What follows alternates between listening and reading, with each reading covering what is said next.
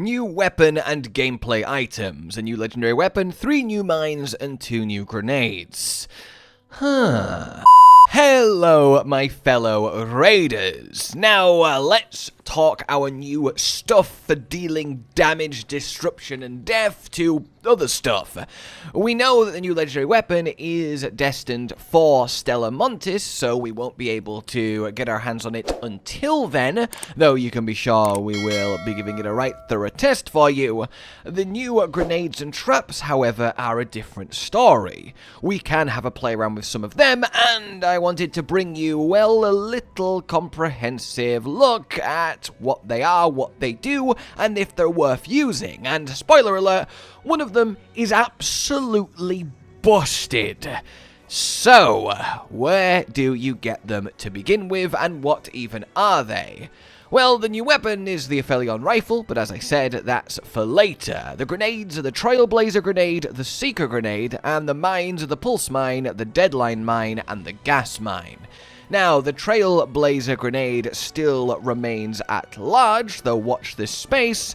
However, the others are all added to, well, generally the loot pool, but very specifically at Apollo's grenades and gadgets, which makes sense, right? So we have the gas mine, which you can buy infinitely, and it is, as you might imagine, the mine version of the gas grenade. A cloud is emitted, and it drains stamina. Obviously, this is intended against your fellow raider. It's a nice way to actually use a mine, because someone walks into a room or pushes you, and suddenly they have no stamina for rolling away, doing any fancy maneuvers, or escaping once the tide turns. I can imagine this one getting some quite clutch moments, and indeed the gas grenade, while obviously not the star of any given loadout, definitely has its place, and in theory a trap version of any given grenade mechanic just makes sense to have, so that's cool to see.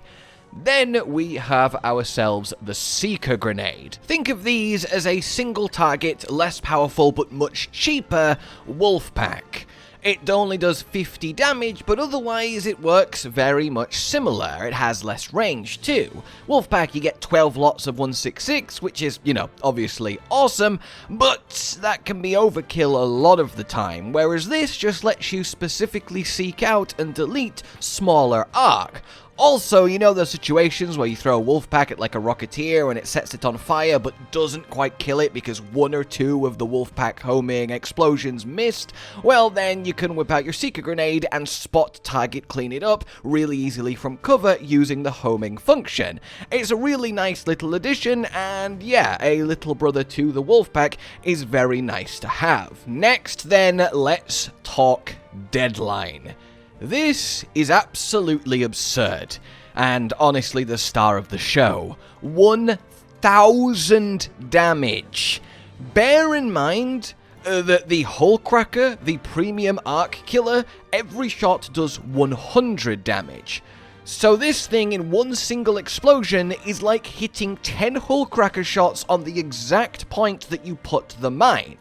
Obviously, the downside is you can't control when it goes off, it just explodes 6 seconds after you place it and it activates.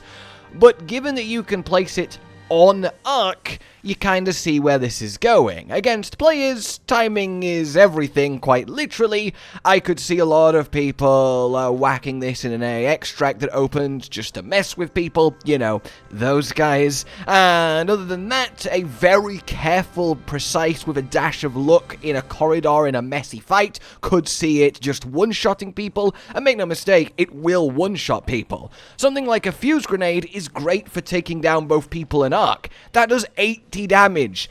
This is 1,000. This thing is so much fun. And essentially what it translates to is a free any arc one-shot. Obviously except the Queen and the Matriarch, but when it comes to your Leapers, your Bastions, your Bombardiers, your Rocketeer, if you can get close enough, if you can sneak up on them either normally like I do here, or using a photoelectric cloak, or you down them with a showstopper, or you down them by breaking one of their leg joints, then you attach this to them, doesn't even need to be on a weak point, and pop.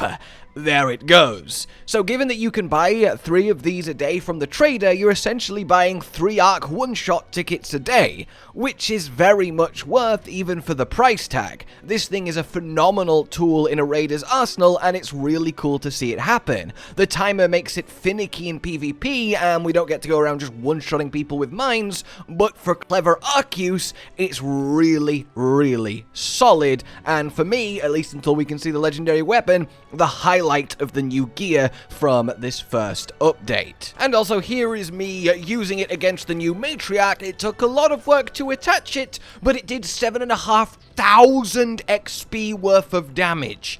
And a hull crack shot against her does like 200, 300 if you hit the plating. That is insane value. Obviously, it's really dangerous and difficult, but it really shows how much damage 1,000 unstuck to an arc in one spot really does. Buy these every day, all 3 of them have a supply. Lastly then, the Pulse Mine, a proximity mine that is a knockback. And this one is quite an interesting little toy. On paper, this one sounds really good, and it might certainly have some niche uses. It's really loud when it goes off, and it'd be a good sound warning for raiders approaching you, but in terms of like a pure disable or a stun, it doesn't seem to do anything to big arc, so you can't really mess with them, and against little arc, it does knock them away. It popped up this burner, but at the same time, it's not like it was a complete disable, it just landed and then immediately went back after me. Against raiders, it makes you stumble, but here, this fireball also just didn't get affected, so I just got roasted during my own stumble. Now, obviously, I stood in it deliberately so I could see what it did to a raider, but it's not the most violent of effect. Granted, it's cheap and easy, and you can get more of them than the jolt mines, but if what you're looking for is a disable on raiders, then the jolt mine and the showstoppers are better. If you're looking for disable on arc, then the jolt mines and the showstoppers are better. Essentially, it's kind of just a cheaper, less effective option that mostly acts as just a perimeter warning if it does go off, at least in my humble opinion. Last little thing to talk about when it comes to blueprints and crafting these new tools, we know that the synthesized fuel makes both the Trailblazer and the Deadline, and then explosive compound goes into the Trailblazer as well, so that's definitely something to consider. And yes, when you head into your workshop and check your blueprints, the maximum number has gone up to 74. They're all in the game, they're in the loot pool. Good luck finding them, enjoy your next patina. In any case, that is that then. Obviously, the Trailblazer I would love to get my hands on, but as yet, literally no one I can find anywhere has got a hold of one, which makes me inclined to believe it might well be a new map exclusive one along with the weapon, but if it does get found, I will add it to this, / check the pinned comment. In any case, let me know what you think, and which one your happiest is in-game, but for now, like if you enjoyed this, subscribe and hit the bell for more, consider supporting the future of the channel on Patreon down below, and until we meet again, a goodbye. Josh, Cotton, and Hollow with the videos, dropping the humor like a hammer on your tippy toes, bringing entertainment on a daily arrangement to take our insanity and turn it into entertainment. Yes, I said entertainment twice, to reiterate that it is nice to look into your faces on a mostly daily basis when you let us in your homes to make the whole world a stage. Goodbye.